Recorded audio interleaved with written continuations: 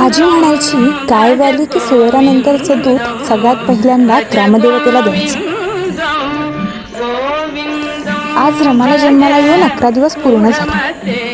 त्यामुळे घरातली पूजा आटोपून बाबा निघालेत ग्रामदेवतेला आणि प्रांगणातील इतर देवतांना दूध अर्पण करायला.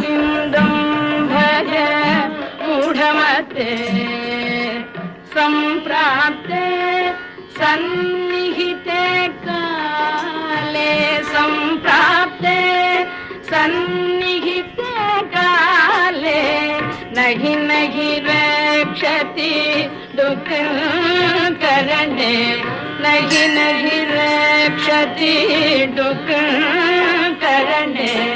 भज गोविंदम, भज गोविंदम, गोविंदम.